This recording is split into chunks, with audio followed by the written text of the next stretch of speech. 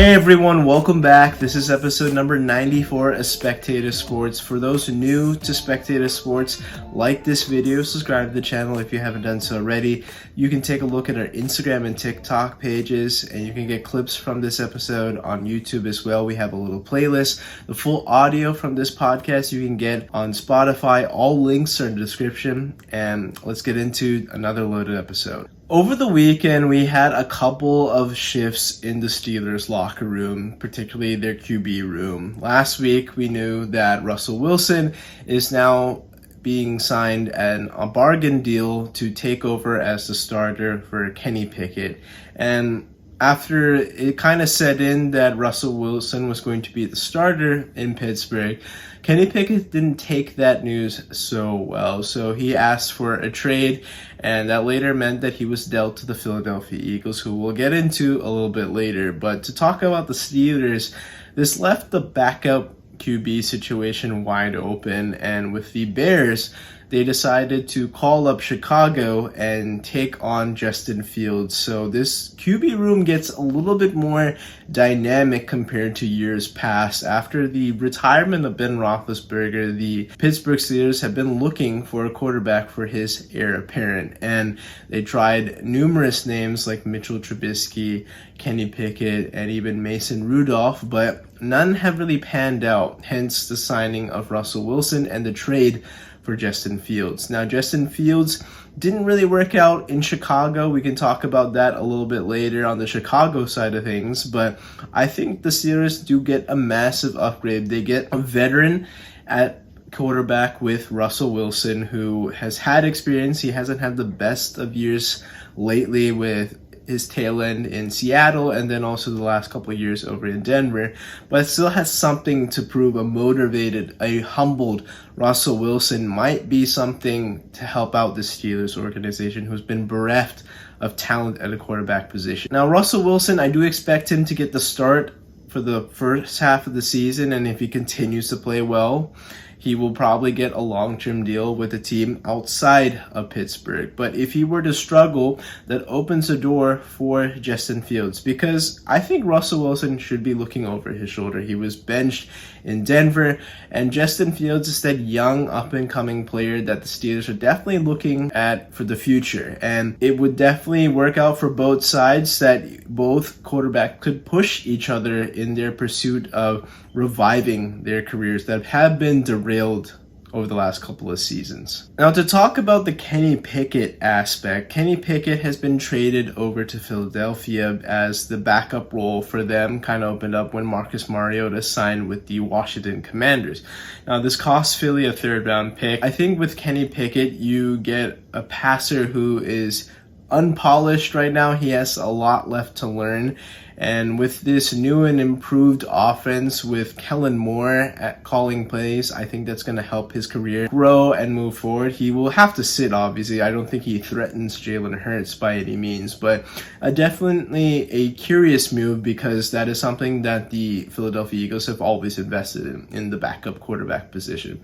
We've seen it that before with Nick Foles, they've done it before with Jalen Hurts taking over for Carson Wentz, and so on and so forth. They've been the quarterback factory, whether they get somebody who's capable, has some starter experience from before in a previous team, and somebody who can come in case Jalen gets hurt. We know that happens over the last 2-3 years, that he does tend to miss a couple of games here and there. The Eagles weren't done with just Kenny Pickett, though. That was the back end of a very busy week. Now, the previous podcast, we covered the big signings like Saquon Barkley and Bryce Huff. But after that recording, there were more moves to be made, namely CJ Gardner-Johnson. Now, Gardner-Johnson left the Eagles in 2023 in the offseason after the Eagles couldn't come up with a number that was to CJ's liking, and he left the Eagles to go join the Detroit Lions on a 1-year deal.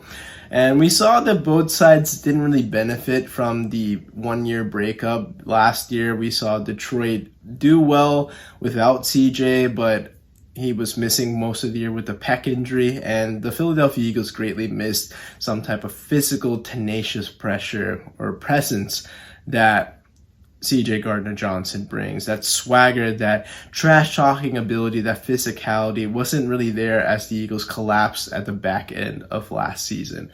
Now, with him back, this shores up the secondary that has been kind of shaky. I do still need to see some improvement, especially in the linebacking position and also the cornerback spot opposite Darius Slay, because Bradbury, as we know, is completely washed, and I don't expect him to be a starter next year. Now, he could be cut as opposed to June 1st designation to save some money on the cap, because right now his dead cap number is just too big to justify his release at this moment. To address the linebacking position, they did sign Devin White and a couple other free agents, but Devin White is definitely the bigger name. He is part of that Tampa Bay Bucks defense that has been pretty tenacious the last few years, but definitely has taken a step back in terms of Devin White's career. He was benched at the tail end of last season and definitely hasn't had the same type of impact that he did during that Super Bowl year and then the year after that. Certainly something to keep an eye out for. I do have some questions about his ability to be good in coverage. I think in terms of playing the box, they haven't had a linebacker that's been good at playing the run and also defending the pass over the last 5 seasons or so. And Howie Roseman has never really addressed the linebacking position or allocated a lot of dollars. Now, a $7.5 million contract is definitely a lot more than I've seen in the past for a guy of linebacking capabilities. And Devin White, the name, is probably bigger than his play in the last couple of years, but certainly a 1-year prove-it deal, something could change the other way and he could greatly improve his chances of being a better player in this league. Now, I still think there's some holes in this Eagles defense. They could certainly use another edge rusher, shore up some defensive line depth, because that's been taken out due to Fletcher Cox's retirement, and certainly could use an extra body there. But linebacking still needs some work, and I would still like another cornerback opposite Darius Slay. With the Chicago Bears shipping out Justin Fields to the Pittsburgh Steelers, this means that they're opening the door for them to take a quarterback with the top overall pick. Now, it's been presumed that they'll take Caleb Williams, and despite rumors that him maybe not pulling an Eli Manning, it's safe to say that he will warm up to the idea, because Chicago has made some moves.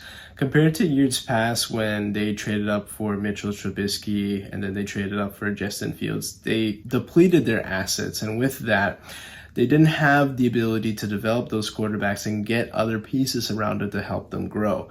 Now, this time, Ryan Pohl has learned from mistakes from GM's past, and with that, they have made some moves. I mean, last year, they had the top overall pick. They made the smart move to move down, thinking that they were going to develop Justin Fields, and they got a really good receiver in DJ Moore and this year's draft pick from the Carolina Panthers, and that turned out to be the number 1 overall draft pick. And with that, it seems that they're going to take Caleb Williams. Now, they do have their first-round draft pick as well that they can use to pair up, maybe get an offensive lineman, whatever the case may be. They have assets to build around them. And also, they've been able to trade for Keenan Allen, a marquee receiver, a veteran receiver, to go alongside DJ Moore.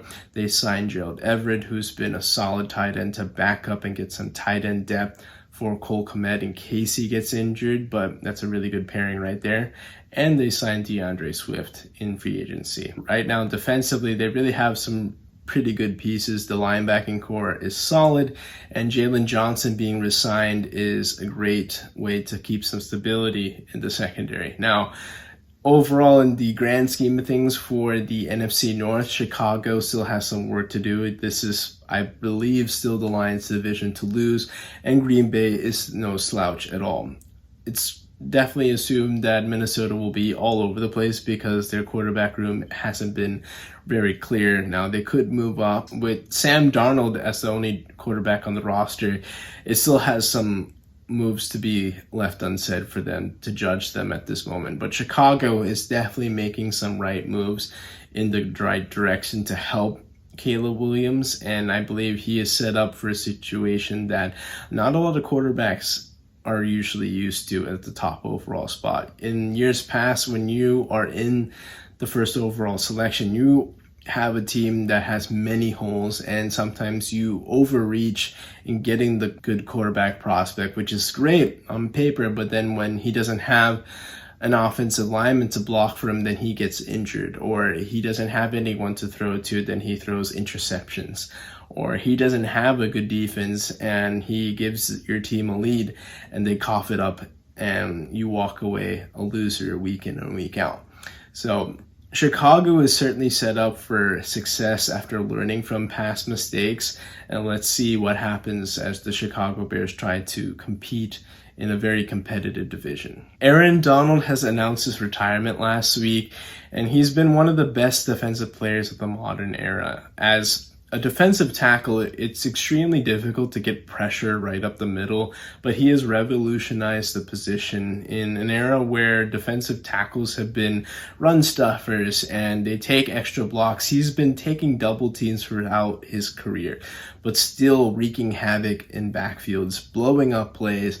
His career has been defined by sacking quarterbacks, being a 3-time Defensive Player of the Year, and will finish second all-time for quarterback sacks behind John Randall for defensive tackles. He's doing it with speed, burst, and sheer strength. I mean, he is sometimes even triple teamed and he can get through and sack or disrupt quarterbacks from making the right read. I know when he was going up against Russell Wilson, a very elusive quarterback, he would get the best of him as well, and he was actually the most sacked out of all quarterbacks in Aaron Donald's career, so he took advantage of those Seattle offensive lines. Aaron Donald throughout his career has been a menace. I mean, he has had 10 Pro Bowl season. That's every year he's been in this league. He's made the Pro Bowl. He's finished first team All-Pro in 9 of them and is absolutely a first ballot Hall of Famer. That is without any objection at all. And the 2029 Hall of Fame class is going to be pretty loaded. I mean, you already have Jason Kelce, who announced his retirement earlier this year, and them joining up together is going head-to-head in countless battles, even in the playoffs. And with Jason Kelce's recent retirement, the 2029 Hall of Fame class is going to be very loaded already. Both should walk in as first ballot Hall of Famers, and both have gone head-to-head in numerous matchups in their careers. Kyrie Irving is one of the best finishers at the rim, but on Sunday he had one of the most memorable buzzer beaters that you'll ever see. With Nikola Jokic draped all over him, he shot a fantastic left-handed skyhook shot that gave you vibes of Magic Johnson's baby skyhook of the 80s. It's just not just the degree of difficulty, but the fact that he's also doing this during the month of Ramadan that we know is very sacred to people who celebrate, without any water, any food. That's something that we really have to acknowledge, where athletes are playing with little to no food in their system, no energy, knock down this fantastic shot is a testitude of what he's able to do as a player. I think we've seen so many great finishes at the rim, but this is next level, as this was beyond the foul line. So that's it for this episode of Spectator Sports. You guys know what to do. If you're new to the channel, like this video, subscribe to the channel if you haven't done so already. You can take a look at clips from this episode here on YouTube or from Instagram and TikTok. The full audio of this podcast you can find on Spotify. All links are in the description. Thank you so much for editing this podcast. Thank you and goodbye.